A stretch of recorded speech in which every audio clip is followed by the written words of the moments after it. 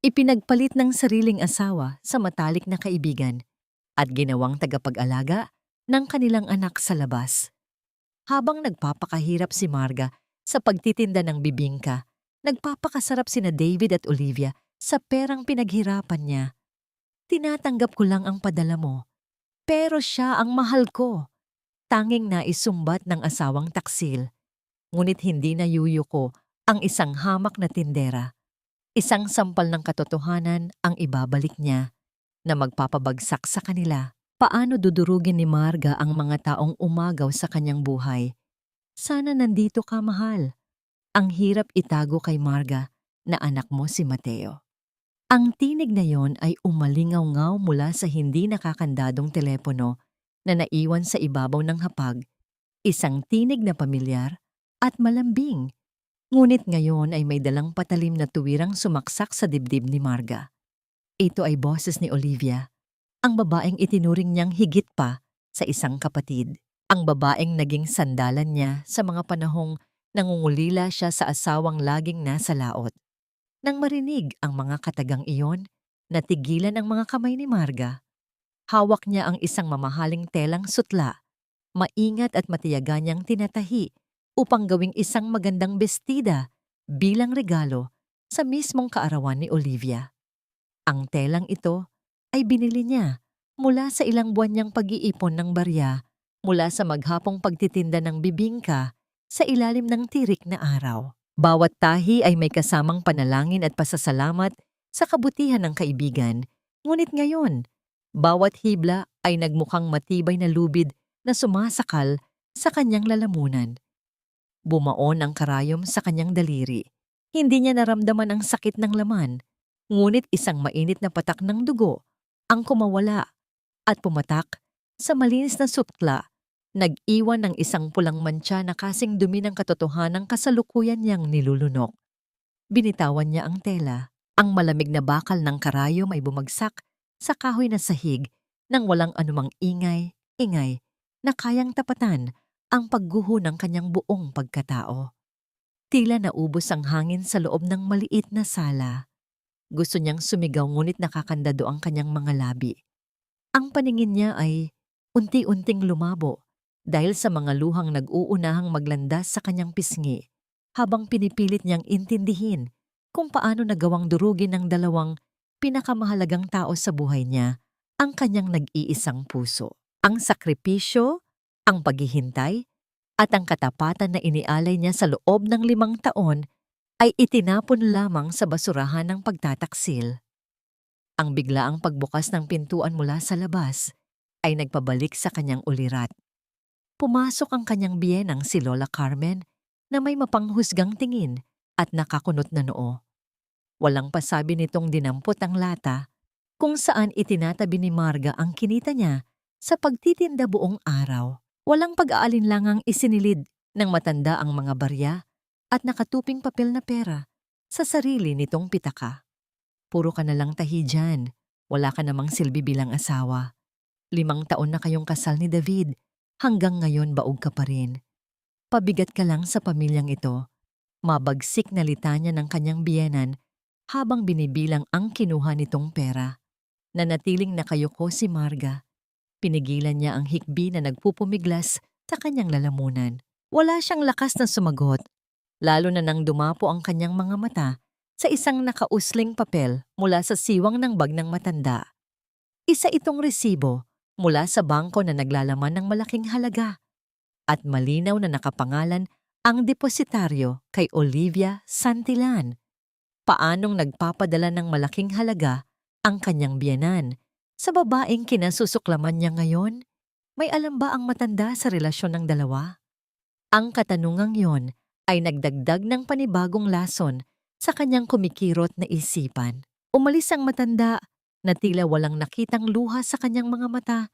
Iniiwan siyang nag-iisa sa gitna ng sarili niyang pagkawasak. Pagsapit ng gabi dumating si David mula sa kanyang huling biyahe bilang seaman.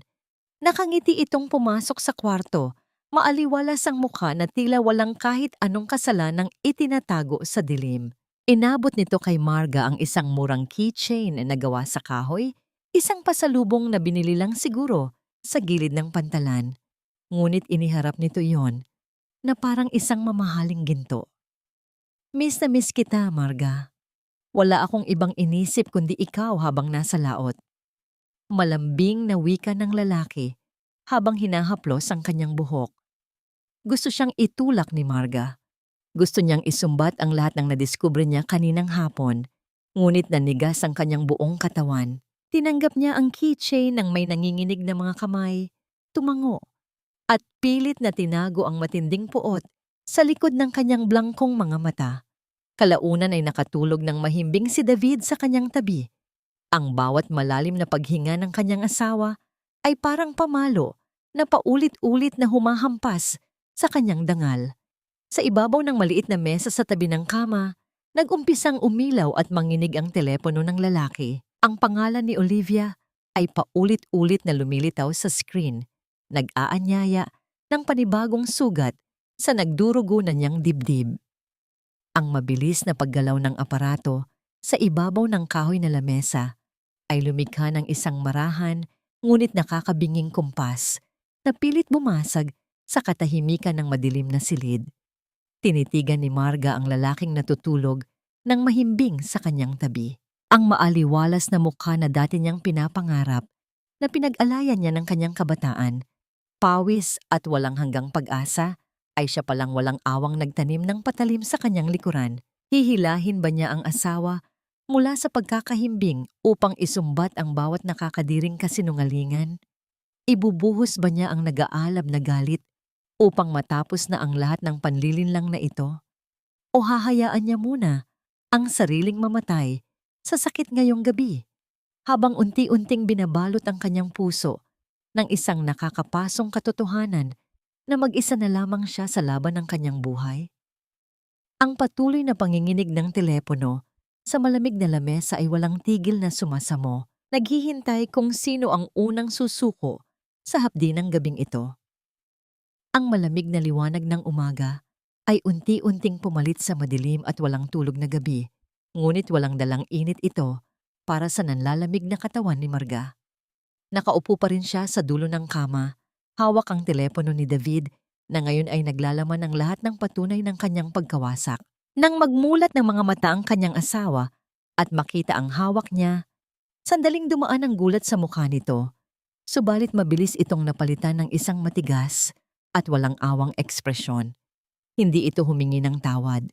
Walang pagsisisi sa kanyang mga mata nang ibato ni Marga ang tanong na bumibiyak sa kanyang lalamunan kung bakit nito nagawa ang panlilinlang. Sa halip na lumuhod, tumayo si David ng tuwid at ginamit ang kanyang kasalanan bilang sandata upang lalong sugatan ang asawang nakadapa na sa sakit. Ano ang gusto mong gawin ko, Marga? Lalaki ako. Nag-iisa ako sa barko at matagal tayong magkalayo. At ano? 5 taon na tayo pero hindi mo pa rin ako mabigyan ng anak. Kasalanan ko ba kung naghahanap ako ng bubuo sa pangarap kong pamilya? Ang mga katagang ibinato ni David ay tila mga nagbabagang uling na idiniin sa bukas na sugat ni Marga. Bawat salitang lumabas sa bibig ng lalaking pinagsilbihan niya ay nagpabigat sa kanyang paghinga. Siya pa ngayon ang may kasalanan. Siya na hindi bumili ng bagong damit para lang may maipadala sa asawa. Siya na nagtiyagang magtinda ng bibingka sa araw-araw upang may pandagdag sa gastusin ay tinawag na kulang at walang silbi. Bago pa man makasagot si Marga sa matinding sakit na nararamdaman, isang pamilyar na boses mula sa labas ng kwarto ang pumasok. Naroon si Olivia. Suot ang isang maayos at mamahaling damit. Hawak sa kamay ang isang batang lalaking nasa 3 taong gulang na kamukhang kamukha ni David. Ang mga luha ni Olivia ay walang tigil sa pag-agos. Pilit nitong inaabot ang nanginginig na kamay ni Marga. Marga, patawarin mo ako. Parang awa mo na. Umiiyak na pagsamo ni Olivia, gamit ang malambot na boses na sanay magpaawa. Aksidente lang ang lahat ng ito. Wala sa plano namin ang saktan ka. Pareho lang kaming nalulungkot sa Maynila ni David kaya nangyari iyon. Hindi ko gustong agawin ang asawa mo, pero kailangan ng anak ko ng ama. Bilang isang babae, sana maintindihan mo ang hirap ng sitwasyon ko. Nandidiring binawi ni Marga ang kanyang kamay mula sa pagkakahawak ng babaeng tinuring niyang kapatid. Ang bawat patak ng luha ni Olivia ay tila asidong sumusunog sa kanyang balat. Aksidente? Paanong naging aksidente ang 3 taon ng kasinungalingan, ang mga lihim na padala mula sa perang pinaghirapan niya, at ang mga matatamis na mensaheng nabasa niya kagabi? Bago pa man makapagsalita si Marga upang ipagtanggol ang kanyang sarili, bumukas ng maluwang ang pinto at pumasok ang kanyang biyenang si Lola Carmen. Imbes na pagsabihan ang sariling anak sa ginawang panloloko, tiningnan ng matanda si Marga nang may matinding pandidiri at pambabastos. Waribay siya ang nagdala ng malaking kahihiyan sa pamamahay na yon. Wala kang karapatang mag-inarte at magalit sa anak ko, Marga. Kung hindi dahil kay David na nagpapakamatay sa barko, matagal ka nang namatay sa gutom kasama ng sakitin mong ama. Mabagsik na sigaw ng matanda na nagpayanig sa dibdib ni Marga. Utang na loob mo sa pamilyang ito ang lahat ng kinakain mo. Tanggapin mo ang bata dahil kadugo namin yan. Wala kang maipagmamalaki rito dahil maski isang supling na magdadala ng apelyido namin, hindi mo kayang ibigay. Umayos ka at tanggapin mo ang sitwasyon para sa dangal ng pamilyang ito. Parang unti-unting lumiliit ang kwarto at kinakapos siya ng hininga. 3 tao ang nakapaligid sa kanya. Pinagtutulungan siyang ipitin sa isang madilim na sulok. Pinapaniwala na siya ang nagkulang at siya ang makasarili dahil hindi niya kayang magpatawad. Pinilipit nila ang katotohanan hanggang sa siya na ang magmukhang masama at walang utang na loob sa sarili niyang kwento.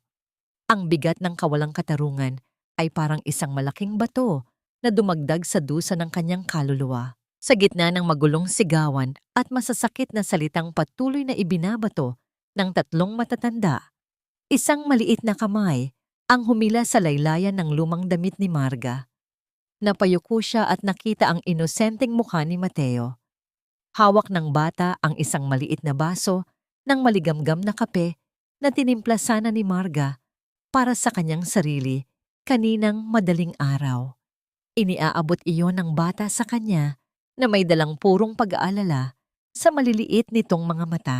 Kinuha iyon ni Marga nang may nanginginig na mga daliri. Tinitigan niya ang bata ng matagal. Wala itong kasalanan. Ang batang ito ay isa ring biktima ng mga desisyong ginawa ng matatanda sa paligid nito. Hindi niya magawang magalit sa inosenteng kaluluwang nasa harap niya. Ngunit sa bawat sandaling napapatingin siya rito, para bang muling bumabalik ang sakit na matagal na niyang pilit tinatago sa kanyang puso. Agad na inagaw ni Olivia ang bata at niyakap ito ng mahigpit. Umaarteng parang isang kaawa-awang inang pinoprotektahan ang anak mula sa isang halimaw. Sige na, Marga. Lumabas ka muna ng kwarto.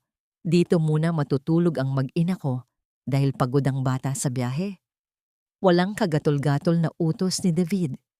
Tinanggalan siya ng karapatan sa sariling espasyo at tuluyang inangkin ang nag-iisang lugar na itinuturing niyang ligtas. Pinalaya siya sa sarili niyang silid, sa sarili niyang higaan, upang bigyan ng puwang ang kalaguyong nanira ng kanyang pamilya. Naglakad si Marga palabas ng kwarto. Ang bawat hakbang ay mabigat at tila hinihila pababa ng lupa. Sa pagdaan niya sa bintana ng kanilang maliit na sala, napansin niya ang isang figura, ang lalaking tahimik na nakatayo sa labas ng kanilang tindahan.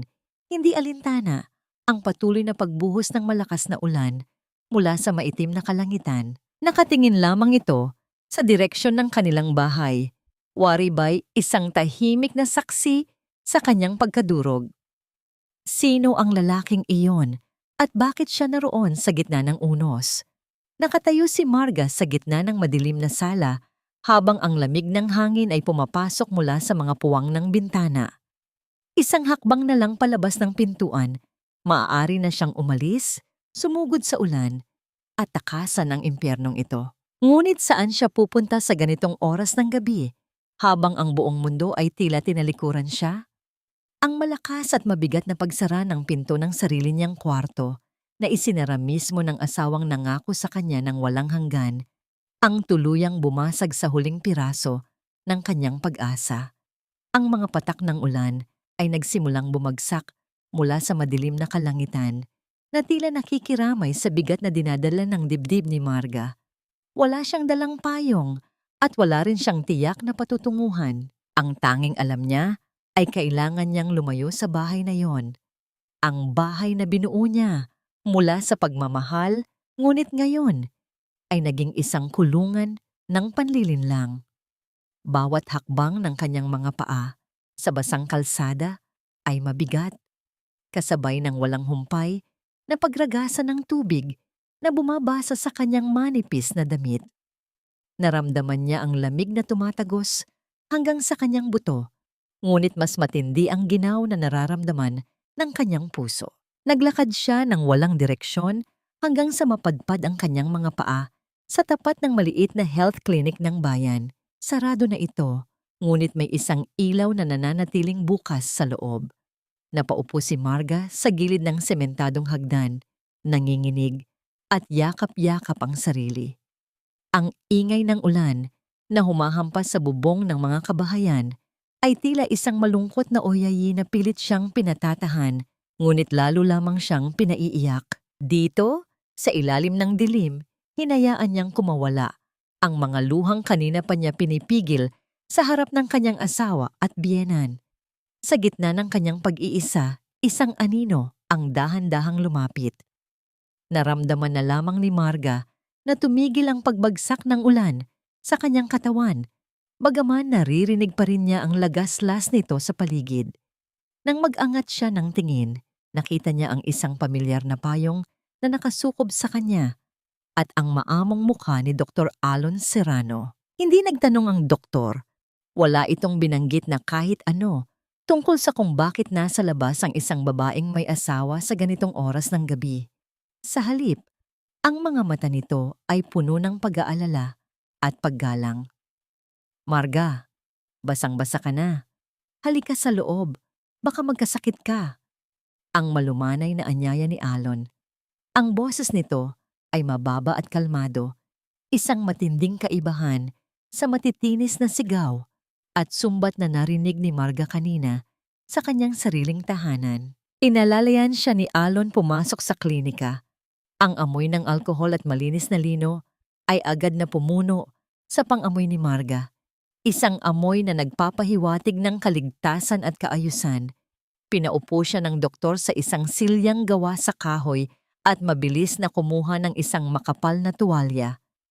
Kusa itong lumapit at maingat na idinampi ang tela sa basang buhok ni Marga. Ang bawat haplos ay marahan, tila ba takot siyang masaktan o mabasag, na para bang isa siyang mamahaling porselana na kailangang ingatan. Habang tinutuyo ni Alon ang kanyang buhok, napansin ng doktor ang maliit na sugat sa daliri ni Marga, ang tusok ng karayom mula sa pagtatahi niya ng regalo para kay Olivia. Tumigil sandali si Alon, tinitigan ang munting sugat na namamaga pa rin at kumuha ng bulak at gamot. Kahit ang pinakamaliit na sugat, kapag pinabayaan, ay pwedeng magnaknak at magdulot ng matinding sakit, bulong ni Alon habang dahan-dahang nililinis ang kanyang daliri. Ang simpleng pangungusap na yon ay tumapos sa pagtitimpi ni Marga. Ang kanyang mga balikat ay nagsimulang yumanig. Hindi siya humagulgol ng malakas. Ang kanyang pag-iyak ay tahimik, isang uri ng sakit na walang boses dahil sa sobrang lalim. Nanatili lamang si Alon sa kanyang tabi. Hindi siya pinatahan.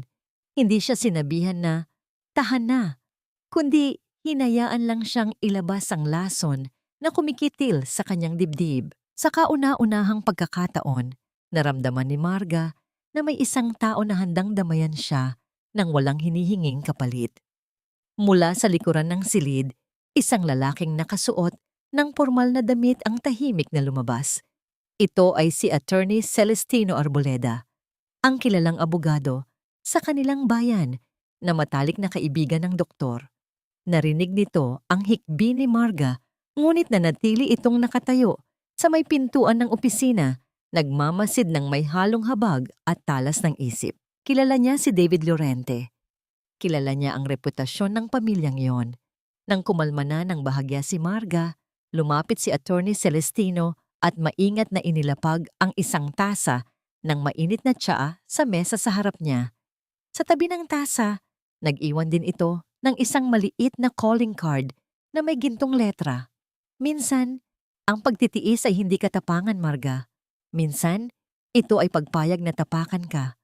Seryosong wika ng abogado bago ito tumingin kay Alon at nagpaalam na aalis na. Ang mga salitang iyon ay nag-iwan ng isang katanungan sa isip ni Marga.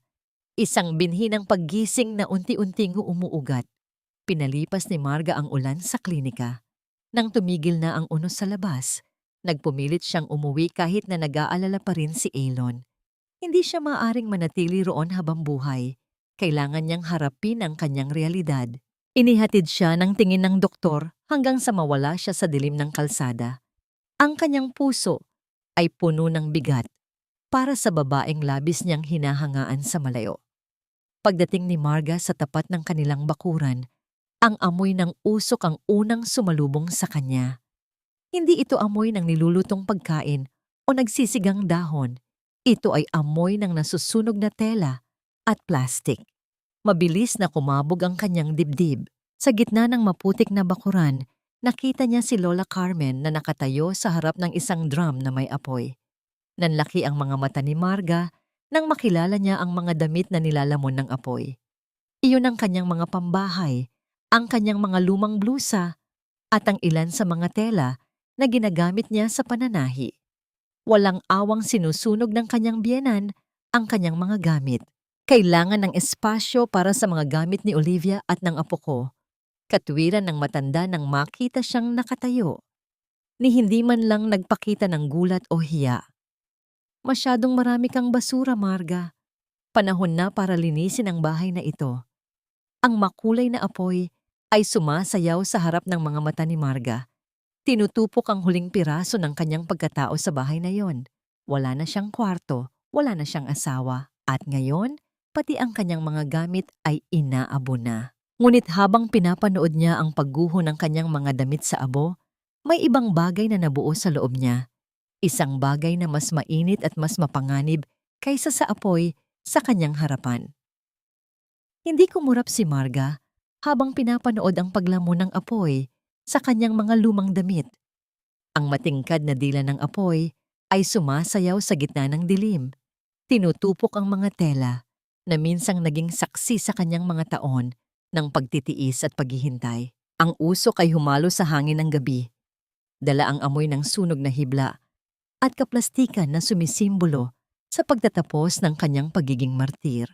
Sa halip na umiyak o magmakaawa sa kanyang biyenan, na itigil ang pagsusunog, naramdaman ni Marga ang isang kakaibang lamig na bumabalot sa kanyang puso.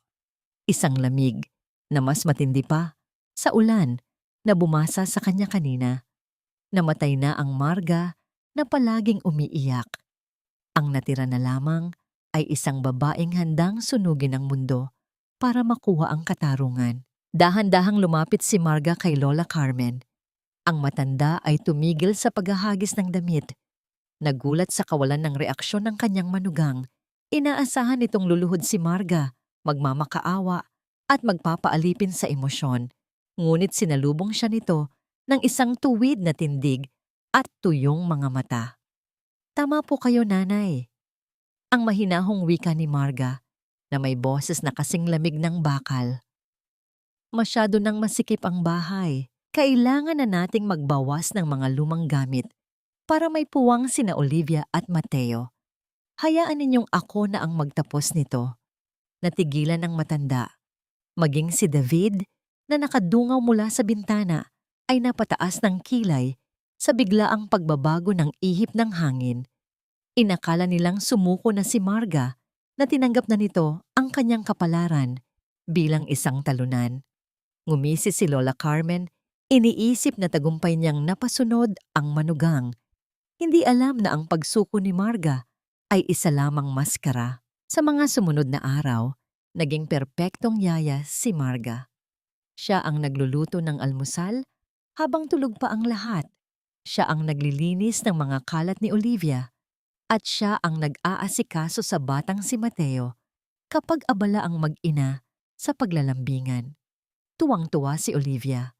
Pakiramdam niya ay siya na ang tunay na reyna ng tahanan, habang si Marga ay naging anino na lamang sa sarili niyang pamamahay. Ngunit sa likod ng bawat ngiti at pagtango ni Marga ay ang matalas na pagmamasid. Bawat kilos, bawat tawag sa telepono, at bawat dokumentong iniiwan ni David sa mesa ay kanyang tinatandaan. Isang hapon, nagpaalam si Marga na pupunta sa palengke upang mamili ng sangkap para sa paboritong ulam ni David. Ngunit hindi sa palengke ang kanyang tuloy. Suot ang isang simpleng bestida at dala ang calling card na ibinigay sa kanya sa klinika.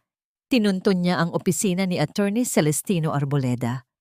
Ang opisina ng abogado ay tahimik at puno ng mga libro, amoy kape at lumang papel. Nang pumasok si Marga, sinalubong siya ni Attorney Celestino nang may seryosong tingin, tila inaasahan na ang kanyang pagdating. "Attorney?" Panimula ni Marga. Ang kanyang boses ay nanginginig, hindi dahil sa takot, kundi sa galit na pilit niyang pinipigil. "Gusto kong malaman ang karapatan ko. Gusto kong bawiin ang lahat ng kinuha nila sa akin." Tumango ang abogado at inilatag ang katotohanan. Ipinaliwanag nito na bilang isang seaman, mahigpit ang kontrata ni David tungkol sa moralidad. Ang pakikiapid ay isang mabigat na ofensa na maaring maging dahilan ng pagkatanggal nito sa trabaho at pagbawi ng lisensya. Higit pa rito, ipinaliwanag ni Attorney Celestino na ang anumang perang kinita ni David habang sila ay kasal ay pag-aari rin ni Marga. "Kailangan natin ng matibay na ebidensya, Marga," paliwanag ng abogado habang inaayos ang kanyang salamin. Bank accounts, titulo ng lupa, resibo ng mga padala kay Olivia. Kapag napatunayan nating nilulustay niya ang conjugal funds para sa kabit niya, mapapabagsak natin siya nang hindi niya namamalayan. Isang plano ang nabuo sa isipan ni Marga. Kailangan niyang magpanggap, kailangan niyang maging maamo habang kinakalap ang mga alas na dudurog kay David. Bago siya umalis, may binanggit ang abogado na nagpakabog sa kanyang dibdib. Isang secret joint account sa Maynila na posibleng nakapangalan hindi lang kay David, kundi pati na rin sa isang hindi kilalang tao. Pag-uwi sa bahay, dumiretso si Marga sa banyo at humarap sa salamin. Kinuha niya ang suklay at dahan-dahang hinagod ang kanyang mahabang buhok. Tinitigan niya ang kanyang refleksyon. Ang mga matang dati ay laging namumugto sa kakaiyak, ay ngayoy nagliliyab na sa determinasyon.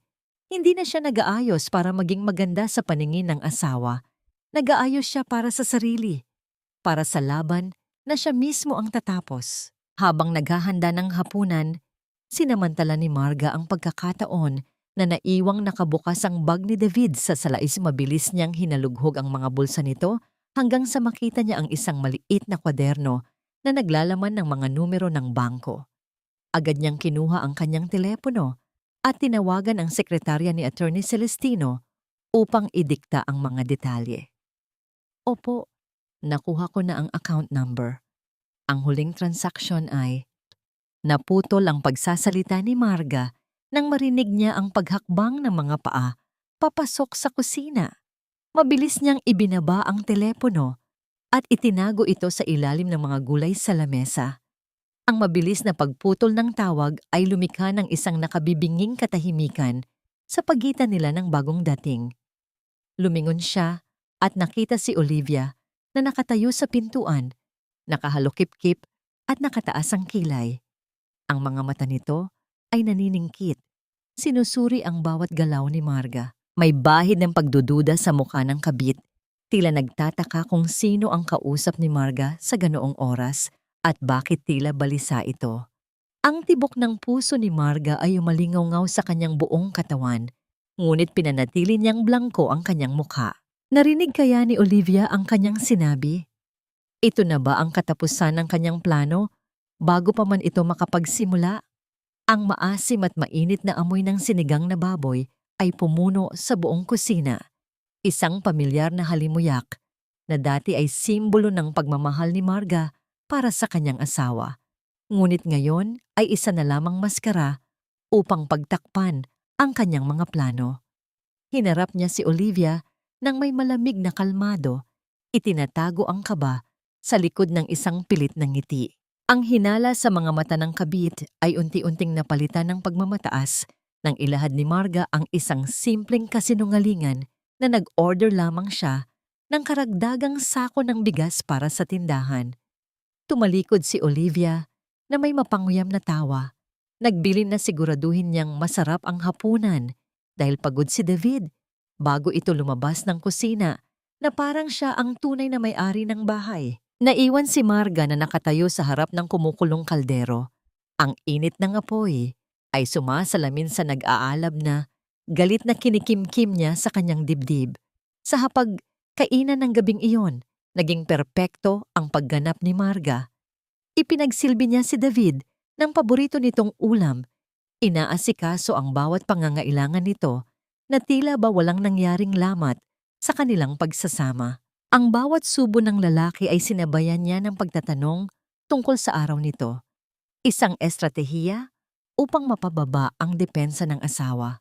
Nakita niya ang unti-unting pagre-relax ng balikat ni David.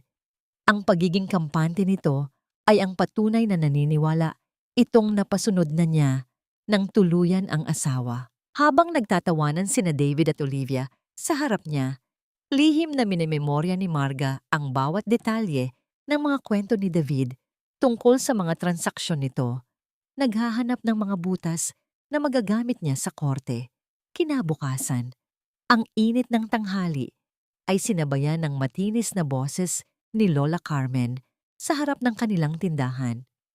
Sadya itong nagpaparinig sa mga kapitbahay habang nagwawalis, ang bawat salita ay parang latigo na tumatama sa pagkatao ni Marga. Ipinangangalandakan ng matanda ang kawalan ng anak ni Marga. Tinatawag siyang palamunin at malas sa pamilya. Ang mga kapitbahay ay nagbulungan. Ang kanilang mga tingin ay puno ng awa at hinala. Sa halip na sumagot o umiyak gaya ng dati, na natiling nakayuko si Marga sa harap ng kanyang mga paninda. Ngunit sa loob ng bulsa ng kanyang apron, ang kanyang daliri ay mahigpit na nakadikit sa telepono.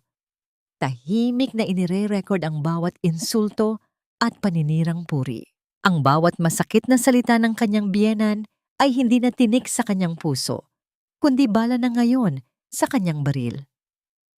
Sa gitna ng nakasusulasok na init at kahihiyan, isang anino ang tumakip sa liwanag na tumatama sa pwesto ni Marga.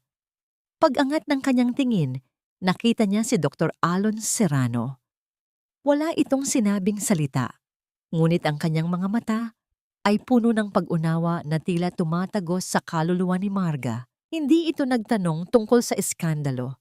Sa halip, itinuro nito ang lahat ng natitirang bibingka sa bilao at sinabing bibilhin niya ang lahat para sa mga pasyente sa klinika. Habang inaabot ni Marga ang supot ng mga kakanin, naglapat ang kanilang mga daliri ng bahagya. Ang init ng palad ng doktor ay nagbigay ng kakaibang kuryente na dumaloy sa nanlalamig na sistema ni Marga, isang paalala na siya ay buhay pa at may halaga. Nang makaalis na ang doktor, napansin ni Marga ang isang maliit na nakatuping papel na naiwan sa ilalim ng kahoy na tray. Dahan-dahan niya itong binuklat habang nagkukunwaring nagpupunas ng lamesa. Ang sulat kamay ay simple at direkta. Nandito lang ako, hindi ka nag-iisa. Isang munting ngiti ang sumilay sa mga labi ni Marga. Hindi isang ngiti ng pagpapanggap, kundi ng tunay na pasasalamat. Itinago niya ang papel sa kanyang dibdib, malapit sa kanyang puso, bilang isang agimat na magbibigay sa kanya ng lakas para sa gagawin niya sa gabing iyon. Sumapit ang dilim at nabalot ng katahimikan ang buong kabahayan. Ang maindayog na hilik ni David ay ang tanging tunog na pumupuno sa kwarto, tanda ng mahimbing na pagtulog ng isang taong walang konsensya. Dahan-dahang bumangon si Marga mula sa sahig kung saan siya pinatutulog. Ang bawat galaw niya ay kalkulado at maingat. Pigil ang paghinga upang hindi makalikha ng anumang ingay na gigising sa halimaw. Gumapang ang kanyang anino patungo sa bag ni David na nakapatong sa silya. Kailangan niya ang maliit na pulang device, ang bank token na ginagamit ni David para sa mga online transaction.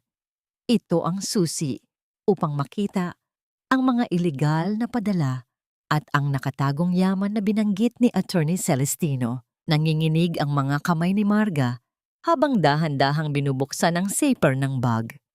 Ang bawat ngipin ng zipper ay tila sumisigaw sa katahimikan ng gabi. Ngunit nagpatuloy siya. Nang mahawakan na niya ang malamig na plastik ng token, mabilis niya itong kinuha at sinilip ang code na lumabas sa maliit na screen. Biglang tumigil ang paghilik ni David at napalitan ito ng isang mabigat na pagbuntong hininga. Ang katahimikan na sumunod ay mas nakabibingi kaysa sa anumang ingay. Nanigas ang buong katawan ni Marga. Ang kanyang kamay ay nakataas sa ere habang hawak ang maliit na aparato. Dahan-dahang gumalaw ang lalaki sa kama. Ang kumot ay lumikha ng isang mahinang tunog ng pagkiskis habang nagbabago ito ng pwesto. Ang puso ni Marga ay tila isang tambol na pilit na kumakawala sa kanyang dibdib. Ang bawat pintig ay nagbabadyang gumising sa natutulog na taksil. Idinilat ni David ang kanyang mga mata ng bahagya. Ang mga talukap ay mabigat pa rin sa antok. Tinitigan niya ang anino ni Marga sa dilim. Sa sandaling iyon, akala ni Marga ay katapusan na ng lahat.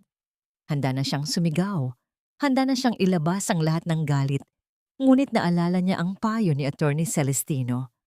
Ang galit ay walang silbi kung walang ebidensya. Kailangan niyang maging matatag. Marga, anong ginagawa mo dyan? Ang paos at inaantok na tanong ni David. Ang boses ay garalgal at puno ng iritasyon. Mabilis na itinago ni Marga ang token sa likod ng kanyang palad at yumuko. Umaakto na parang may pinupulot sa sahig. Kinailangan niyang mag-isip nang mabilis bago pa tuluyang mawala ang antok ng asawa. May nahulog lang na barya mula sa pantalon mo. Ang mabilis ngunit kalmadong sagot ni Marga. Pinipilit na huwag mautal kahit na nanginginig ang kanyang tuhod. Ayaw kong matapakan mo paggising. Tinitigan siya ni David ng ilang sandali. Tila pilit na iniintindi ang sinabi niya. Pagkaraan ng ilang segundo, humugot ito ng malalim na hininga. Tila tinatamad na mag-isip at tumalikod muli. Bumulong ito ng pangalan ni Olivia bago tuluyang lamunin muli ng mahimbing na tulog. Ang pagbanggit sa pangalan ng kabit ay isang matulis na punyal na muling bumaon sa nagdurugo ng puso ni Marga. Kahit sa kanyang panaginip, ang babaeng yun pa rin ang nilalaman ng kanyang isip, samantalang ang asawang nasa kanyang paanan ay ginawa niyang alila. Pinigilan ni Marga ang kanyang paghinga. Hinahayaan ang bawat segundo na dumaan hanggang sa bumalik sa regular at malalim na ritmo ang paghinga ni David. Ang bigat ng katahimikan sa kwarto ay tila dumadagan sa kanyang dibdib. Nang masiguro niyang mahimbing na muli ito, mabilis at maingat niyang kinopya ang 6 na numero mula sa maliit na screen ng token patungo sa kanyang telepono na nakatago sa ilalim ng banig. Ang asul na liwanag ng screen ay nagsilbing munting ilaw sa madilim na kwarto na naglalarawan sa mukha ni Marga na puno ng pawis at takot. Nang matagumpay na bumukas ang online banking account ni David sa kanyang telepono, halos mabitawan niya ito. Ang mga numero sa screen ay nagsiwalat ng isang kasuklam-suklam na katotohanan. Ang halos lahat ng kanilang naipon sa loob ng 5 taon ay simot na. Ang history ng transaction ay puno ng mga fund transfer patungo sa isang account na nakapangalan kay Olivia Santillan. Ang perang para sana sa pagpapagamot ng kanyang ama, ang puhunan para sa kanilang tindahan, at ang pangarap nilang bahay ay naging pambayad sa luho ng kabit at sustento sa anak sa labas. Dahan-dahang ibinalik ni Marga ang token sa loob ng bag. Ang bawat galaw ng kanyang daliri ay sing-ingat ng paglakad sa ibabaw ng bubog. Ipinikit niya ang zipper ng dahan-dahan, Sinisiguradong walang lilikhaing tunog ang bawat ngipin ng bakal na nagsasara. Humiga siya muli sa matigas na sahig. Yakap ang kanyang telepono sa kanyang dibdib na parang isang sandata. Sa gitna ng nakabibinging katahimikan ng madaling araw, habang payapang natutulog ang magnanakaw niyang asawa sa kama, ang tanging naririnig ni Marga Ego ay ang galit at mabilis na pagtibok ng kanyang sariling puso. Ito ay isang malakas na tambol sa loob ng kanyang tadyang na nagbabadya ng isang parating na digmaan. Hindi na siya matutulog ngayong gabi. Ang takot na muntik na siyang mahuli ay napalitan ng isang malamig na determinasyon. Hawak na niya ang susi at sa pagputok ng liwanag bukas, sisimulan niya ang pagbawi sa lahat ng ninakaw sa kanya. Kinabukasan, isang bagong Marga ang humarap sa almusal na wala na ang bakas ng takot sa kanyang mga mata at napalitan ito ng isang matatag at kalkuladong kahinahunan. Habang nagkakape, sinadya niyang buksan ang usapan tungkol sa kanyang maliit na kita sa pagtitinda ng bibingka. Nakikinig ang lahat, lalo na si Olivia, na tila isang buwitreng nag-aabang sa anumang maaaring mapakinabangan. Olivia, malumanay na panimula ni Marga, ang bawat salita ay pinili upang maging matamis na lason. Naisip ko lang, dahil ako naman ay wala pang anak, at ang kinabukasan ni Mateo ang pinakamahalaga sa ating lahat ngayon. Baka gusto mong sa account mo na lang ako magdeposito ng lahat ng kikitain ko sa bibingka. Natigilan si Olivia. Ang kanyang mga mata ay bahagyang nanlaki sa gulat, hindi makapaniwala sa narinig. Si David ay napangiti. Iniisip na sa wakas ay natutunan na ni Marga ang kanyang lugar.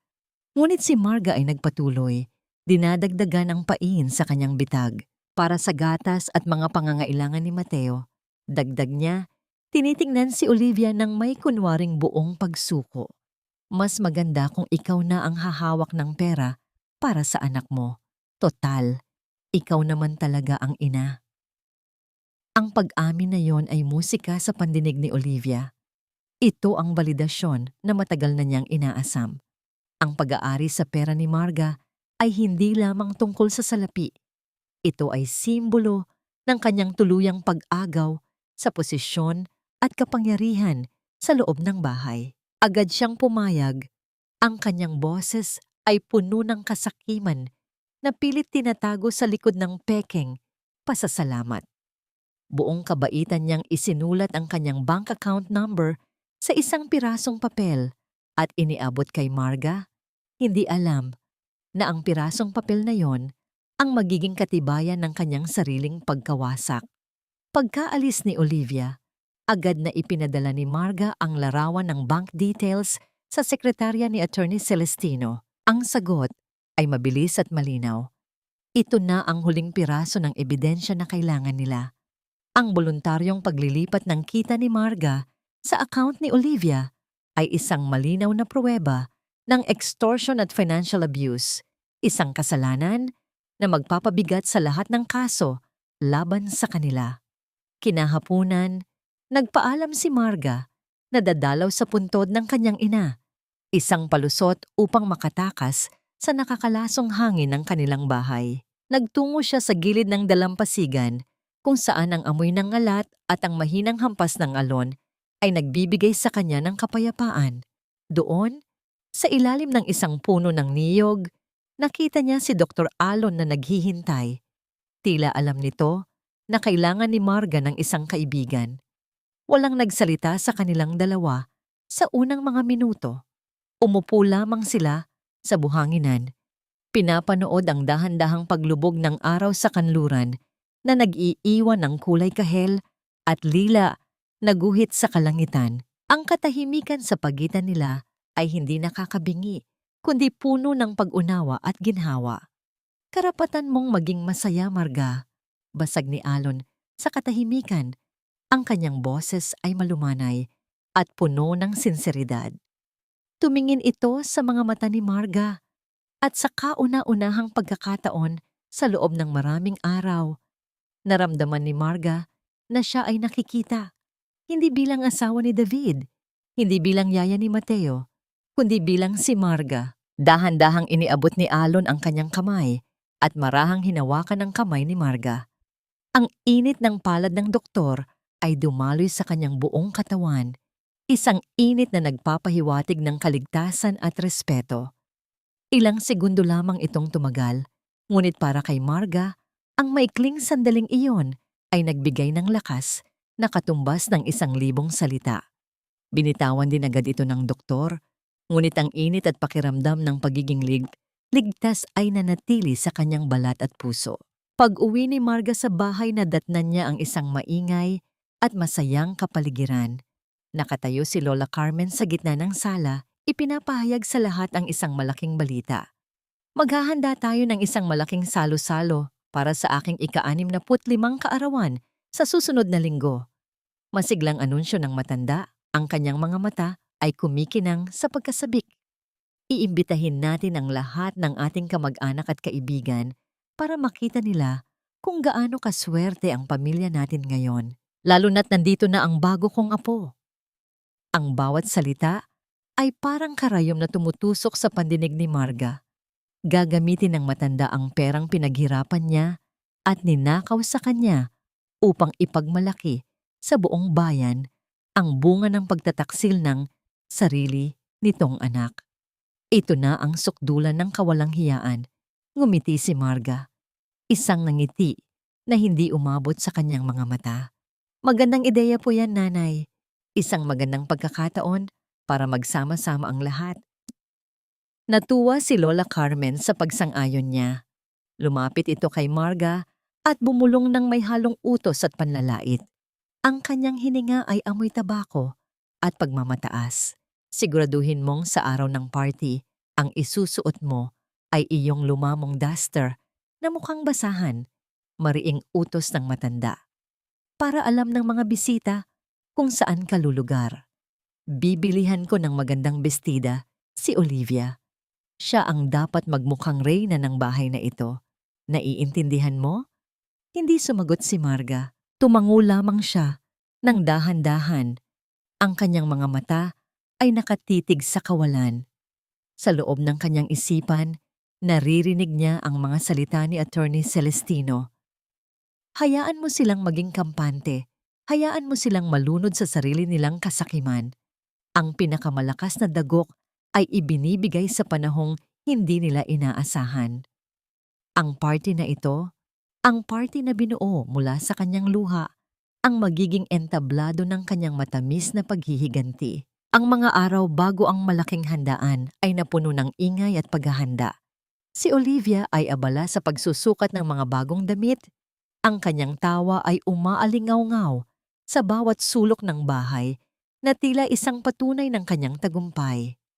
Palagi siyang tumatayo sa harap ni Marga habang ito ay tahimik na nananahi sa isang tabi, sinasadyang ipagyabang ang kulay ng kanyang mga kuko o ang presyo ng kanyang bagong sapatos. Marga, sigurado ka bang yang lumamong duster lang ang isusuot mo? Ang mapangyam na tanong ni Olivia isang hapon habang umiikot sa harap ng salamin, suot ang isang mamahaling bestida na binili gamit ang pera ni Marga. Baka mapagkamalan kang katulong ng mga bisita. Nakakahiya naman sa pamilya natin. Hindi tumingala si Marga mula sa kanyang tinatahi. Ang karayom ay patuloy na tumataas at bumababa sa tela ng may tiyak at matatag na ritmo. Ang bawat tahi ay isang tahimik na paghahanda para sa nalalapit na digmaan. Binaliwala niya ang lason sa mga salita ni Olivia. Sa kanyang isipan, ang bawat panlalait ay panggatong lamang sa apoy na nag-aalab sa kanyang dibdib. Habang abala ang kabit sa pagpapaganda para sa isang gabing pagtatanghal, si Marga ay abala sa paghahanda para sa isang panghabang buhay na katarungan. Isang gabi, habang nagliligpit ng pinagkainan, naramdaman ni Marga ang bahagyang panginginig ng kanyang telepono sa loob ng kanyang bulsa. Isang maikling mensahe mula kay Attorney Celestino. Handa na ang lahat ng dokumento. Isang tawag mo lang, Marga, at sisimulan na natin ang pagbawi sa lahat. Napahawak siya sa gilid ng lababo. Ang kanyang mga daliri ay nanlalamig habang binabasa ang mga salitang iyon. Ito na. Malapit na. Isang malalim na hininga ang kanyang pinakawalan. Isang paghahanda para sa unos na siya mismo ang magpapakawala. Nang gabing iyon, sinubukan ni David na maging malambing. Habang naguhugas ng pinggan si Marga, lumapit ito mula sa likuran at hinawakan ang kanyang balikat. Ang pagdampi ng palad nito ay hindi na nagdulot ng kilig, kundi ng matinding pandidiri. Marga, salamat sa lahat ng ginagawa mo para sa amin. Bulong nito, ang hininga ay amoy alak. Alam kong mahirap para sa iyo ito, pero para naman sa pamilya natin ang lahat. Hayaan mo, babawi ako sa iyo balang araw. Hindi gumalaw si Marga. Malamig niyang tinabig ang kamay ng asawa, hindi sa paraang marahas, kundi sa paraang nagsasabing wala na itong anumang epekto sa kanya. Pagod na ako, David. Gusto ko nang matulog. Simpleng sagot niya. Walang emosyon. Bago ito tinalikuran at naglakad patungo sa kanyang banig sa sahig. Ang pagtangging iyon ay mas malakas pa sa anumang sigaw. Isang malinaw na pader na itinayo ni Marga sa pagitan nilang dalawa na hindi na kailanman magigiba. Sa gitna ng kadiliman, habang nakahiga at nakikinig sa mga tunog ng gabi, dumungaw si Marga sa bintana. Sa kabilang kalsada, sa ilalim ng nag-iisang poste ng ilaw, nakita niya ang isang pamilyar na anino. Nakatayo roon si Dr. Alon, nakasandal sa kanyang sasakyan, tahimik na nagbabantay. Hindi ito lumalapit, hindi ito tumatawag. Naroon lamang ito, isang presensyang nagbibigay ng lakas at katiyakan na hindi siya nag-iisa sa kanyang laban. Nagtama ang kanilang mga mata mula sa magkabilang dako ng kalsada. Isang tahimik na pag-uusap na walang salita. Isang pangako ng suporta na naramdaman ni Marga hanggang sa kaibuturan ng kanyang kaluluwa. Dumating ang umaga ng party. Ang hangin ay mabigat sa tensyon na hindi nararamdaman ng mga nagkakatuwaang sina David, Olivia, at Lola Carmen. Para sa kanila, ito ay araw ng pagdiriwang. Para kay Marga, ito ang araw ng paghuhukom. Pumasok siya sa banyo at tinitigan ang kanyang sarili sa salamin. Kinuha niya ang kanyang lumang singsing pangkasal, ang manipis na gintong bilog na dati ay simbolo ng walang hanggang pangako. Hinaplos niya ito ng marahan. Ang kanyang daliri ay sinusundan ng bawat gasgas at pagkaluma nito na sumasalamin sa 5 taon ng kanyang buhay na nasayang. Inalala niya ang araw na isinuot ito sa kanya ni David, ang mga matatamis na salitang binitawan nito sa harap ng altar. Ang lahat ng iyon ay isa na lamang mapait na alaala. Walang pag-alinlangan, hinubad niya ang singsing mula sa kanyang daliri.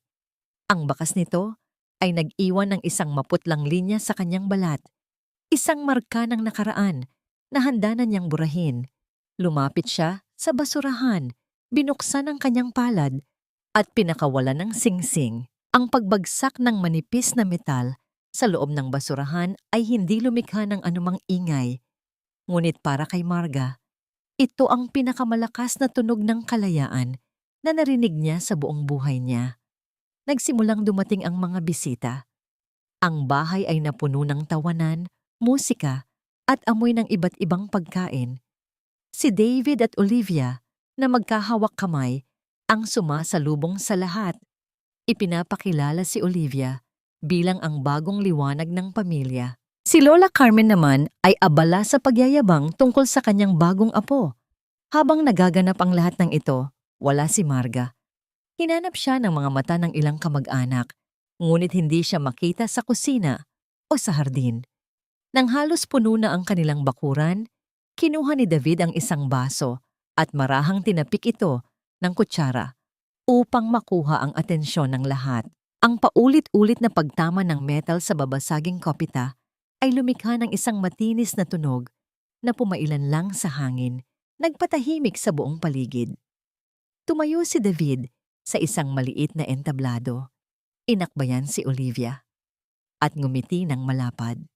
Magandang gabi po sa inyong lahat. Maraming salamat sa pagdalo sa kaarawan ng aking pinakamamahal na ina. Panimula ni David. Ang boses ay puno ng pagmamalaki. Nais ko ring kunin ang pagkakataong ito para formal na ipakilala sa inyo ang babaeng nagbigay ng bagong kulay sa aking buhay at nagbigay sa akin ng pinakamagandang regalo, ang aking anak. Narito po ang bagong ilaw ng aming tahanan, si Olivia. Nagpalakpakan ng mga tao. Karamihan ay walang kamalay-malay sa tunay na kwento. Ang iba ay nagbubulungan, nagtatanong kung nasaan ang tunay na asawa. Tumingin si David sa paligid. Hinahanap si Marga. Inaasahang makikita niya itong nakatayo sa isang sulok, nakasuot ng basahan at talunan. Ngunit wala siya. Saan nagtago si Marga? Ang tanong na yon ay sumabit sa hangin, kasabay ng biglaang paghinto ng musika. Ang katahimikan na dulot ng paghahanap kay Marga ay biglang naputol. Mula sa madilim na pasilyo ng bahay, isang anino ang dahan-dahang lumitaw. Ang bawat hakbang nito ay tiyak at marahan. Lumilikha ng isang mabigat na presensya na unti-unting pumuno sa buong hardin. Huminto ang bulungan ng mga bisita. Maging si David, na nakatayo sa entablado, ay natigilan. Ang nangiti sa kanyang labi ay unti-unting naglaho nang makilala niya ang papalapit na figura. Hindi ito ang Marga na inaasahan nilang makita.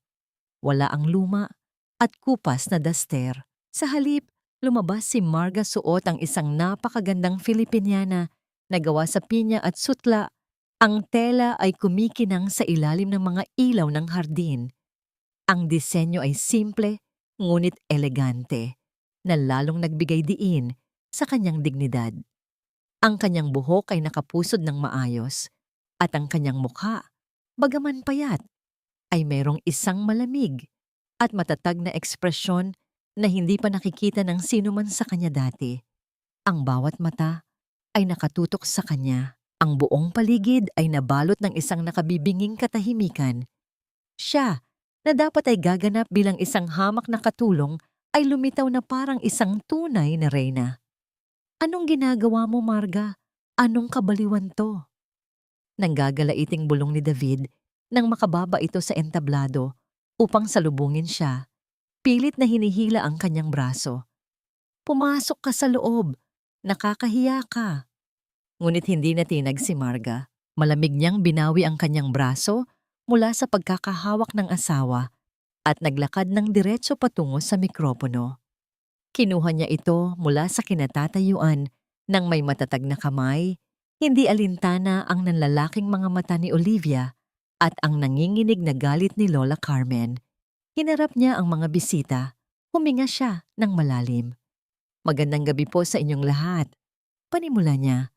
Ang kanyang boses ay malinaw at matatag. Walang bahid ng anumang panginginig. Patawarin ninyo ako kung naantala ang pagbati ko. May isang bagay lang po akong gustong ibahagi sa inyo ngayong gabi, lalo na't kumpleto po ang pamilya. Ikinonekta niya ang kanyang telepono sa maliit na speaker na nasa tabi ng entablado. Bago pa man may makapigil sa kanya, isang pamilyar na boses ang umalingaw-ngaw sa buong hardin. Sapat na malakas para marinig ng lahat.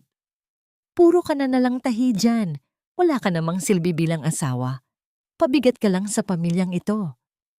Ang boses ni Lola Carmen ay nagpatigagal sa lahat. Ang matanda ay namutla. Ang kanyang bibig ay bahagyang nakabukas sa pagkabigla. Sinundan ito ng isa pang recording ang boses naman ni David na kausap ang isang kaibigan sa telepono. Ipinagmamalaki kung paano niya napapasunod si Marga at kung paano niya nailulusot ang pagpapadala ng pera sa kanyang pangalawang pamilya. Nagsimulang magbulungan ang mga bisita, ang kanilang mga tingin ay nagpapalipat-lipat mula kay Marga patungo sa namumutlang pamilya Llorente. Sinubukan ni Olivia na umiyak, pilit na nagpapaawa. Huwag kayong maniwala sa kanya. Sinisiraan niya lang kami dahil hindi niya matanggap na may anak na si David. Baliw yan, sigaw ni Olivia. Ngunit walang naniwala sa kanyang mga pekeng luha. Hindi pa tapos si Marga. Mula sa isang maliit na sobre na dala niya, inilabas niya ang isang makapal na pliyego ng mga papel. Isa-isa niya itong iwinagayway sa ere. Ito po ang mga bank statement, paliwanag ni Marga. Ang kanyang boses ay naglalaman na ng galit na matagal niyang kinimkim. Ang perang pinaghirapan ko sa pagtitinda ng bibingka.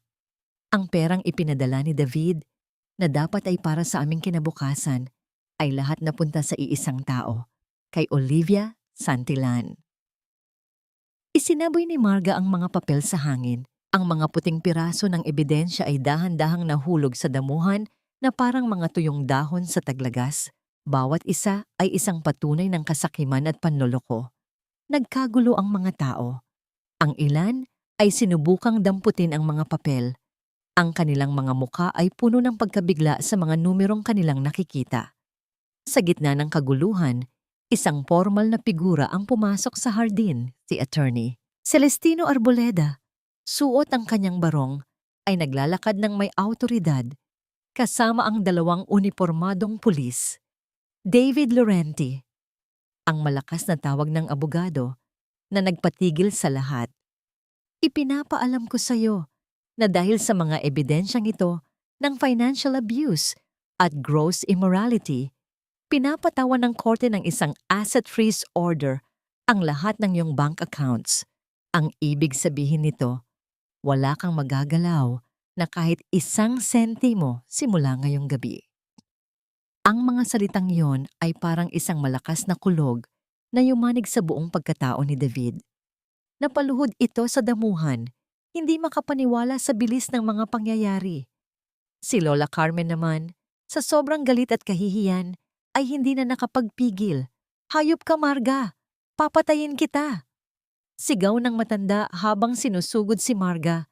Ang kamay nito ay nakataas, handang dumapo sa mukha ng manugang na sumira sa kanyang perpektong gabi. Ang mga bisita ay napaatras sa takot. Ngunit bago pa man makalapit ang matanda, isang matipuno at mabilis na kamay ang pumigil sa kanyang braso. Pinatitigil ito sa ere. Ang biglaang pagharang ay nagpatigil sa galit ng matanda at napatingin ito sa kung sino ang nangahas na pumigil sa kanya. Ang kamay na pumigil sa braso ni Lola Carmen ay matatag at hindi natitinag. Napatingala ang matanda. Ang kanyang mukha ay nagliliyab sa galit at nakita niya ang seryosong mga mata ni Dr. Alon Serrano. Tahimik itong tumayo sa pagitan ni Marga at ng matanda. Isang matibay na pader ng proteksyon na walang sinumang makagigiba. Ang simpleng pagkilos na yon ay mas malakas pa sa anumang sigaw. Isang malinaw na mensahe na hindi na nag-iisa si Marga. Nang makita ni David ang doktor na nagtatanggol sa kanyang asawa, isang maitim na inggit at galit ang kumulo sa kanyang dibdib. Para sa kanya, ito ang sukdulan ng kahihiyan. Mabilis itong tumayo mula sa pagkakasalampak at sumugod patungo kay Alon. Ang kamao nito ay handang manakit. Ngunit ang kanyang galit ay bulag at padalos-dalos.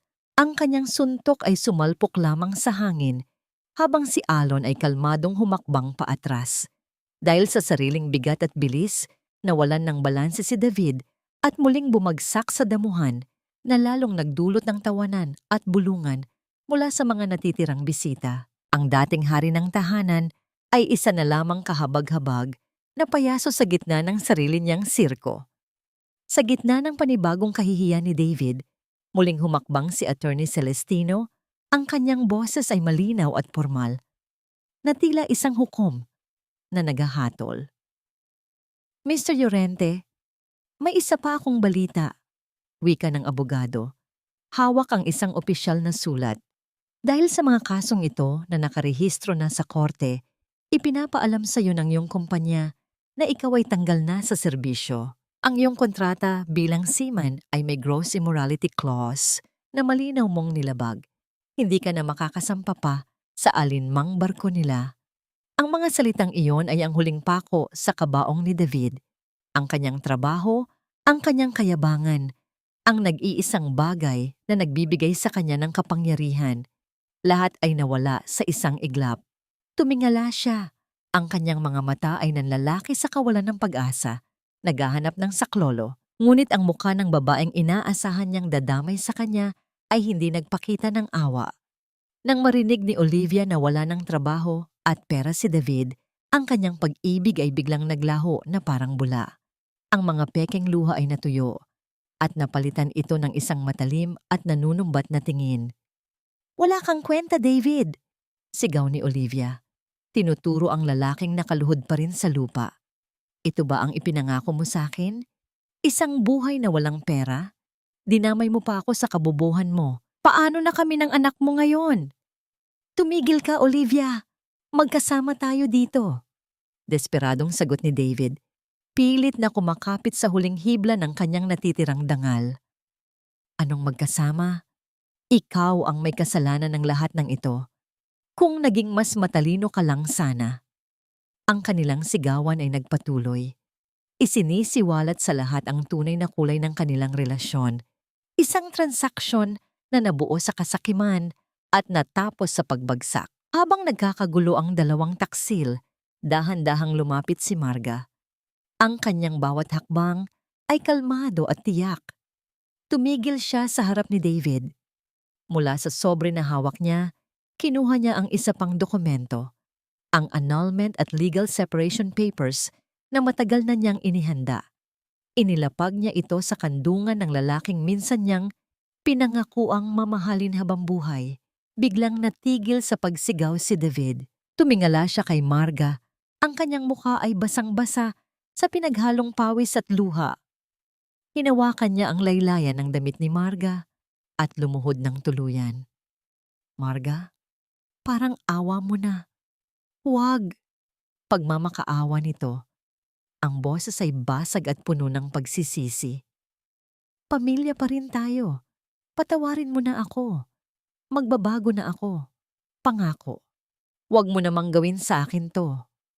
Ngunit ang Marga na nasa harap niya ay hindi na ang babaeng kaya niyang paikutin sa kanyang mga palad.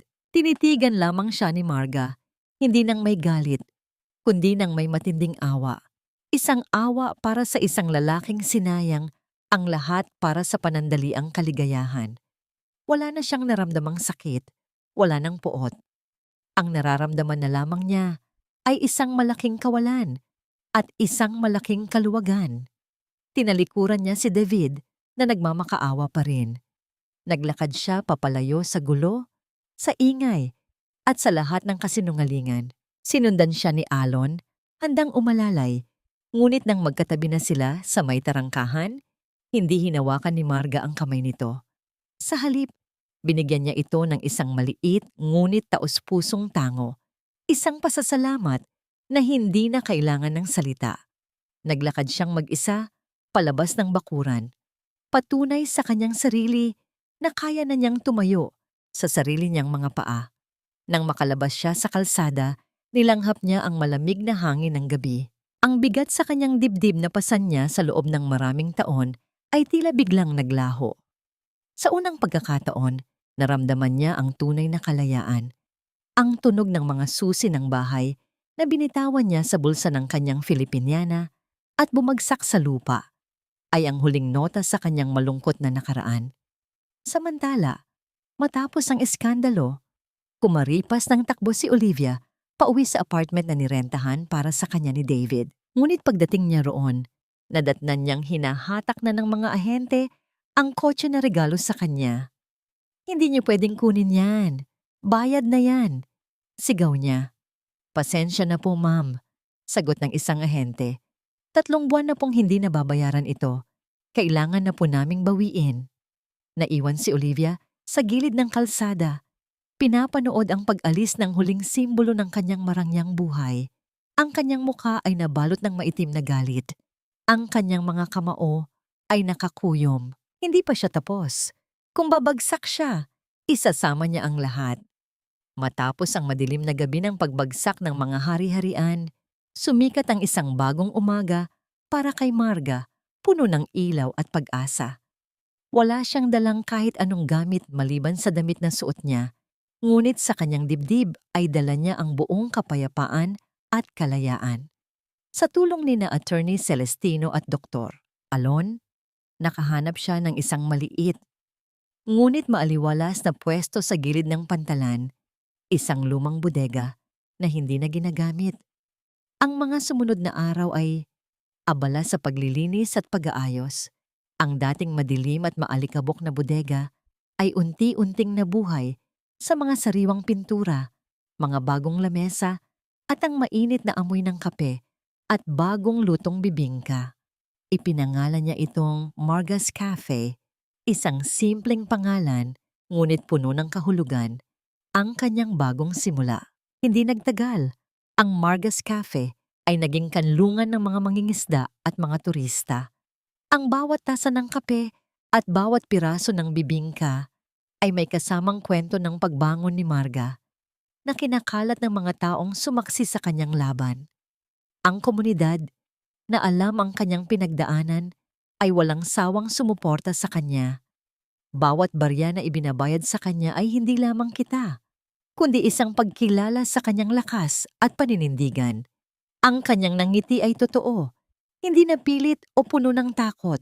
Minsan, habang abala si Marga sa paghahanda ng mga kape, napansin niya ang isang figura na nakatanaw mula sa malayo. Nakatayo si David sa gilid ng kalsada, ang kanyang balikat ay nakayuko at ang kanyang muka ay gusgusin. Wala na ang dating kayabangan sa kanyang tindig. Napalitan na ito ng isang malalim na paghihirap. Hindi siya lumalapit. Hindi siya nangahas na makipag-usap. Nanatili lamang ito roon. Isang anino ng nakaraan na hindi na makalapit sa liwanag na taglay ni Marga. Nakaramdam si Marga ng munting kirot sa dibdib. Hindi dahil sa sakit, kundi dahil sa isang uri ng awa. Hindi na niya ito pinansin at nagpatuloy sa paggawa ng kape. Alam na ang kanyang mundo ay hindi na umiikot sa lalaking iyon. Tuwing hapon, pagkatapos ng kanyang duty sa klinika, bumibisita si Dr. Alon sa Marga's Cafe. Hindi ito bumibili ng kape. Sa halip, kukuha ito ng paintbrush at tutulong sa pagpipintura ng mga dingding o aayusin ang mga nakabiting dekorasyon. Ang kanilang pagtitinginan ay lumalalim sa bawat nakaw na sulyap. Walang mga matatamis na salita, ngunit ang bawat galaw ni Alon ay puno ng pag-aalaga at respeto. Isang hapon, habang nagpipintura sila ng dilaw na kulay sa dingding, hindi sinasadya ni Alon na madampyan ng pintura ang pisngi ni Marga. Natigilan sila. Dahan-dahang hinaplos ni Alon ang kanyang pisngi upang punasan ng mantsa. Ang kanilang mga daliri ay naglapat ng bahagya. Ang munting insidenteng iyon ay nagdulot ng isang matamis na kilig sa puso ni Marga. Isang totoo at malayang tawa ang kumawala sa kanyang mga labi. Isang tawa na matagal nang ninakaw sa kanya ng nakaraan. Napansin ni Alon ang kanyang tawa. Mas bagay sa iyo ang masaya, Marga. Malumanay na wika niya. Ang kanyang mga mata ay nagniningning sa paghanga. Ang simpleng pangungusap na yon ay tila bumiyak sa lahat ng bigat na nanatili pa sa kanyang dibdib. Nakaramdam si Marga ng isang kapayapaan na hindi niya naranasan sa loob ng maraming taon. Isang kapayapaan na walang kaba ng paghihintay sa asawang nasa laot. Walang takot sa pambabaliwala. At walang sakit ng pagtataksil. Siya ay tunay na masaya, malaya at buo. Kinagabihan, habang nililinis ni Marga ang kanyang kafe, may nakita siyang isang selyadong sobre sa ibabaw ng kanyang counter. Isang opisyal na sulat mula sa korte. Ang kanyang dibdib ay biglang kumabog. Isang bahagyang paalala ng nakaraan. Kinuha niya ang sulat at dahan-dahang binuklat. Ito ay ang desisyon ng korte. Tuluyan ng aprobado ang kanyang annulment mula kay David. Malaya na siya sa papel, tulad ng paglaya ng kanyang puso. Nang matapos niyang basahin ang sulat, ibinaba niya ito sa mesa. Ang kanyang mga mata ay nakatingin sa labas, sa madilim na karagatan. Ito ang katapusan ng isang kabanata at simula ng isa pang kwento. Biglang may pumasok sa kafe. Ang kalimbang ng kampanilya sa pinto ay sumalubong kay Marga, kasabay ng isang malamig na simoy ng hangin. Lumingon siya at nakita si Olivia na nakatayo sa pintuan. Ang dating maayos at magarbo nitong itsura ay napalitan na ng isang gusgusing anyo. Magulo ang kanyang buhok at ang kanyang mga mata ay may madilim at desperadong tingin. Ang bawat galaw nito ay puno ng pagkabahala. Tila isang hayop na nasukol. Gagawa ba ito ng skandalo? Maghahanap ba ito ng panibagong gulo? Ang tanong na yon ay sumabit sa hangin kasabay ng pagtama ng tingin ng dalawang babae. Ang tingin ni Olivia ay matalim, puno ng desperasyon at galit na halos lumamon sa kanyang buong pagkatao. Ang kanyang damit ay gusot, ang kanyang buhok ay magulo, at ang dating ganda niya ay nabalutan na ng paghihirap. Matagal silang nagtitigan ni Marga. Ang hangin sa pagitan nila ay tila naglalaman ng lahat ng sakit at pagtataksil na nangyari. Marga, parang awa mo na. Ang boses ni Olivia ay basag at hirap na hirap lumabas sa kanyang lalamunan. Tulungan mo ako. Kailangan ko ng pera. Iniwan na kami ni David. May sakit si Mateo. Walang-wala na ako. Ang mga salitang yon ay hindi na nagdulot ng sakit o galit sa dibdib ni Marga. Sa halip nakaramdam siya ng isang kakaibang awa. Ang dating kaibigan, ang babaeng umagaw sa kanyang buhay at sumira sa kanyang pangarap, ay isa na lamang kahabag-habag na anino ng kanyang dating sarili. Ang dating apoy ng puot ni Marga ay napalitan na ng isang malamig na pag-unawa sa karmang natatanggap ni Olivia. Nasaan si David? Tanong ni Marga. Ang kanyang boses ay kalmado. Tila ba nagtatanong lamang sa isang estranghero? Hindi ko alam. Iniwan na niya kami. Iniwan niya ako pagkatapos kunin ang lahat ng mayroon ako. Humagulgol si Olivia. Ngunit ang kanyang mga luha ay hindi na nagbigay ng anumang epekto kay Marga. Alam na niya ang pagpapanggap nito.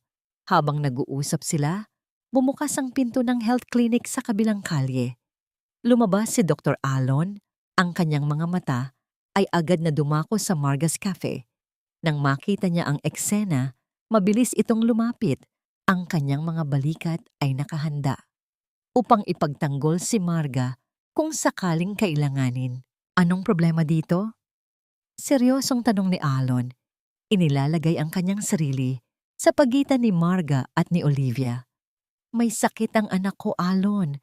Kailangan niya ng gamot. Sagot ni Olivia. Pilit na ginagamit ang bata upang makuha ang awa ng doktor. Wala akong pera. Pwede bang humingi ng tulong? Lumapit si Alon sa bata. Maingat na sinuri ang kalagayan ni Mateo. May bahid ng lagnat ang pisngi ng bata at ang kanyang paghinga ay mabigat. Kailangan niya ng antibiotics at vitamins. Wika ni Alon. Ang kanyang boses ay puno ng pag-aalala para sa bata.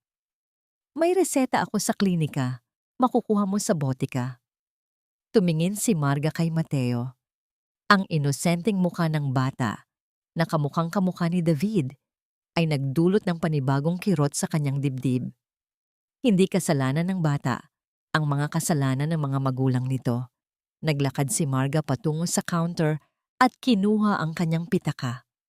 Kumuha siya ng ilang libong piso at iniabot kay Olivia.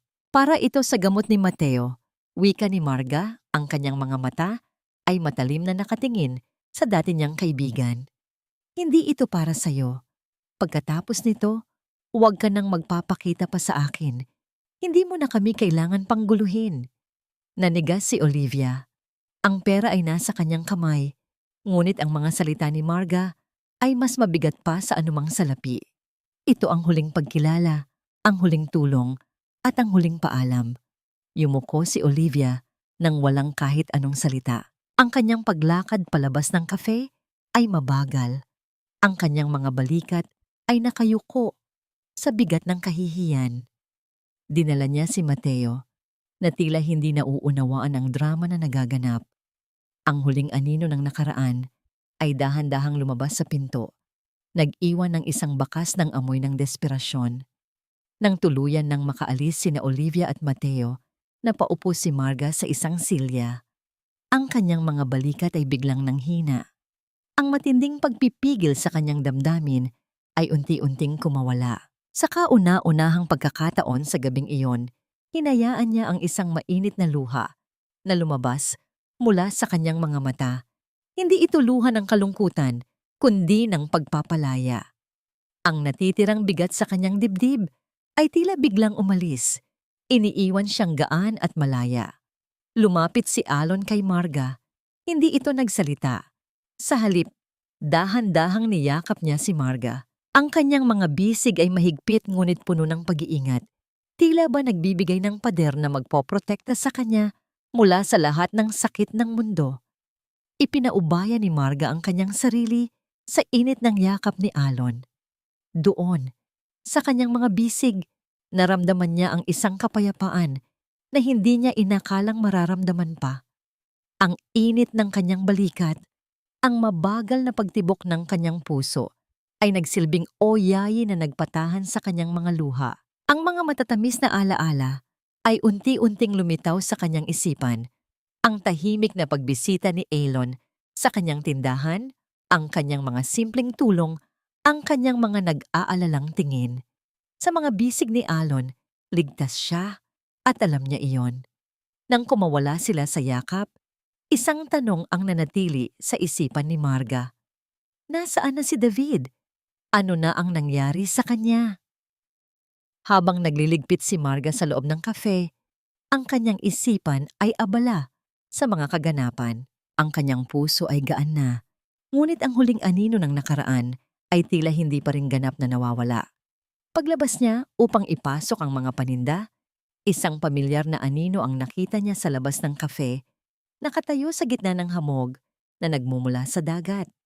May dala itong 2 lumang maleta at ang kanyang tindig ay puno ng pagod at pagsisisi. Ang figura na nakatayo sa labas ng Marga's Cafe na babalutan ng hamog mula sa dagat ay si David. Nawala na ang dating kayabangan sa kanyang tindig. Ang kanyang balikat ay nakayuko at ang kanyang mga mata ay puno ng pagod at pagsisisi. Ang dating maayos niyang pananamit ay napalitan na ng isang simpleng polo shirt at luma na pantalon.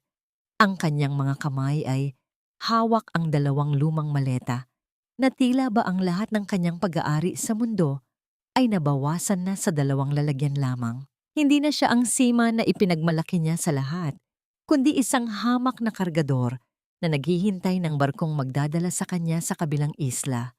Tahimik na lumabas si Marga at tumayo sa harap niya. Ang hangin ng gabi ay dahan-dahang humaplos sa kanilang dalawa. Dala ang amoy ng alat mula sa karagatan. Sa pagitan nilang dalawa, tila isang malaking pader ng nakaraan ang nakatayo. Puno ng mga alaala ng sakit at kasinungalingan. Marga, ang boses ni David ay basag at hirap na hirap lumabas sa kanyang lalamunan. Ang kanyang mga mata ay nanunubig at sa kauna-unahang pagkakataon, nakita ni Marga ang tunay na pagsisisi sa kanyang mukha. Hindi isang pagpapanggap, kundi isang taos-pusong sakit. Patawarin mo ako. Ngayon ko lang napagtanto kung gaano ako naging kahayop sa'yo. Sinayang ko ang lahat ng pagmamahal at pagtitiwala mo. Sinayang ko ang babaeng nagpakatotoo sa akin. Sinayang ko ang lahat. Ang bawat salita ni David ay tumatagos sa puso ni Marga, ngunit hindi na nagdulot ng sakit. Sa halip, naramdaman niya ang isang matinding kaluwagan. Hindi na niya ito kinasusuklaman. Hindi na rin niya ito mahal. Ang natitira na lamang ay isang matinding awa para sa lalaking nagwawasak sa kanyang sariling buhay. Paalam, David! Ang tanging lumabas sa bibig ni Marga. Ang mga salitang iyon ay hindi isang pagpapatawad sa kanyang mga kasalanan, kundi isang pagpapalaya. Isang pagpapalaya para sa kanilang dalawa. Nag-angat siya ng tingin at tinitigan ang mukha ng dating asawa ng matagal. Sa mga sandaling iyon, nararamdaman niya ang pagbitaw sa huling hibla ng nakaraan na nagbikis sa kanila. Dahan-dahang tumalikod si David. Ang kanyang bawat hakbang ay mabigat at puno ng lungkot habang naglalakad siya papalayo sa hamog, patungo sa pantalan kung saan naghihintay ang kanyang barko. Nawala ang kanyang figura sa dilim, kasama ang lahat ng alaala ng sakit at paghihirap na dinala niya sa buhay ni Marga. Ang malaking tinik na matagal nang bumaon sa dibdib ni Marga ay tuluyan ng umalis. Nang makabalik si Marga sa loob ng kafe, nadatnan niya si Dr. Alon na naghihintay sa kanyang tabi. Lumapit si Alon. Ang kanyang mga mata ay puno ng pag-aalala at pagmamahal. Hinawakan niya ang kamay ni Marga. Ang kanyang palad ay mainit at puno ng katiyakan. Hindi ka na nag-iisa, Marga. Ang malumanay na wika ni Alon. Ang kanyang boses ay isang pangako na laging naroon para sa kanya. Hindi ko ipinapangako ang isang perpektong buhay, ngunit ipinapangako ko ang isang buhay na puno ng respeto, pagmamahal at pag-aalaga. Hindi ko kailanman hahayaan na masaktan ka pa. Hindi ko kailanman ipagpapalit ang halaga mo. Ang mga salitang yon ay hindi isang maingay na deklarasyon ng pag-ibig, kundi isang tahimik na pangako na bumalot sa puso ni Marga. Sa kauna-unahang pagkakataon, naramdaman niya ang tunay na kaligayahan, isang kaligayahan na hindi nakabatay sa mga salita, kundi sa mga gawa. Inilagay ni Marga ang kanyang ulo sa balikat ni Alon. Ang init ng kanyang katawan ay dumaloy sa kanya, nagbibigay ng kapayapaan at seguridad. Magkasama nilang pinagmamasdan ang dahan-dahang paglubog ng araw sa abot-tanaw. Ang kalangitan ay nababalutan ng kulay kahel at ginto, na nagpapahiwatig ng isang bagong simula. Ang mga alon ng dagat ay humahampas sa pampang ng may maindayog at payapang ritmo, tila nagsasabing magiging maayos ang lahat. Alam ni Marga na bukas ay isang bagong araw, at sa tabi niya ay naroon ang isang lalaking magmamahal sa kanya ng totoo. Dahan-dahang inilapit ni Alon ang kanyang mukha. Ang kanyang mga mata ay nakatitig sa mga mata ni Marga, puno ng pag-ibig at paghanga. Ang kanyang hininga ay mainit at malambot sa pisngi ni Marga. Sa paglapit ng kanyang labi, ang buong paligid ay unti-unting nagdilim, nag-iiwan ng isang matamis at mainit na pag-asa sa nalalapit na epilogo ng kanilang kwento. Makalipas ang 2 taon, ang Marga's Cafe ay hindi na lamang isang maliit na tindahan sa gilid ng pantalan. Ito ay lumago, naging isang paboritong lugar ng mga taga-bayan at mga turista. Ang bawat umaga ay puno ng halakhakan, ang mainit na amoy ng bagong lutong bibingka at sariwang kape ay yumayakap sa bawat pumapasok. Si Marga, suot ang kanyang puting apron, ay ngumiti habang tinatanggap ang bawat papuri. Ang kanyang mga mata ay nagniningning, hindi dahil sa liwanag ng araw, kundi dahil sa liwanag ng tunay na kaligayahan. Sa isang tahimik na sandali, habang nakatanaw sa malawak na dagat, nagmuni-muni si Marga tungkol sa pagpapatawad. Hindi niya kailanman sinabi kay David na, "Pinatawad kita." Ngunit ang paglaya ng kanyang puso ay higit pa sa anumang salita. Napatawad niya ang nakaraan sa pamamagitan ng pagpili na maging masaya sa kasalukuyan, sa pagtanggap na ang sakit ay bahagi ng kanyang paglalakbay. At ang pagmamahal sa sarili, ang pinakamalakas na kapangyarihan.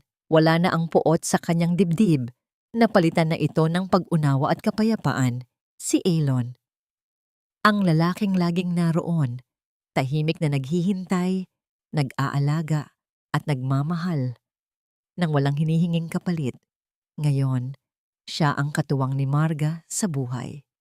Ang kanilang pagmamahalan ay hindi maingay o puno ng drama, kundi kalmado, malalim at puno ng respeto. Bawat umaga, bago pumasok si Alon sa klinika, dadaan ito sa kafe. Hindi sila kailangan pang magsalita ng mahaba. Ang isang simpleng paghalik ni Alon sa noo ni Marga at ang marahang pagdampi ng kanyang kamay sa pisngi nito ay sapat na upang sabihin ang lahat.